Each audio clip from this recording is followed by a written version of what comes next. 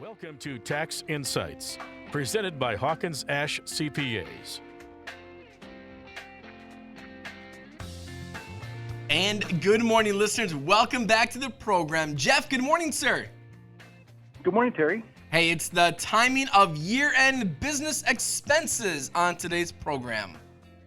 That is correct, because you know what, as we get closer to the end of the year, many businesses are looking for those last-minute expenses to put on the books so they can deduct them for tax purposes. And no matter how a company accounts for its normal expenses, there's special rules for certain expenses when you do this. So let's go back. What do you mean by no matter how a company accounts for its normal expenses? What do you mean by that? Yeah, there's essentially two ways that a company can account for its expenses. They can use the cash method or the accrual method.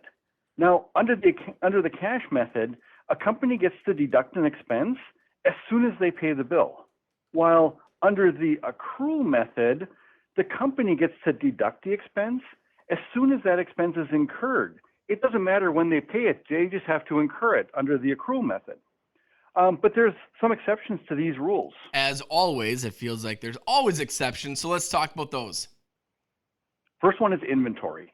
So if a company purchases inventory today that's not going to be sold till tomorrow, you really don't get to take those expenses until the item is sold. Now, as there always is, there's some exceptions. So, if inventory is not a material part of your business, in that case, you may be able to take the deduction earlier. But in general, when you buy inventory, you can't take the deduction until you sell it. The second thing is buying a fixed asset, like a vehicle or equipment. These items are generally last longer than a year. And the rules for this says that, you can start to deduct that item as soon as it's placed in service. So in other words, when the business actually starts to use it.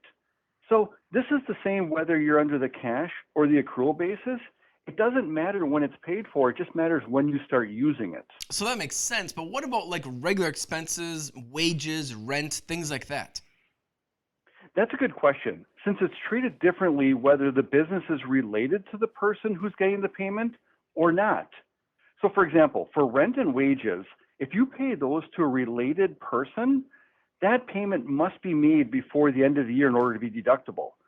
And this is true even if you're an accrual basis business or a cash basis business. So for the accrual basis business, you essentially need to be treated like they were on the cash basis. You have to pay it before the end of the year to get the deduction. And, it makes sense because if a person who's making the payment and is also receiving the payment is that same person, they could have a direct effect on that timing. They could set it up so the company gets a deduction in 1 year, but the related person doesn't have to pick up the income till next year, depending on how they structure it. So when you have a related party, this rule stops that from being done. So what about paying an expense to an unrelated person then?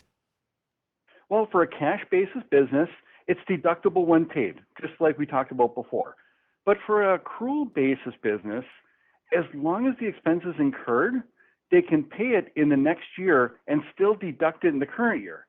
Now, that being said, the expense still generally has to be paid within 2.5 months after year end, or it still might not be deductible.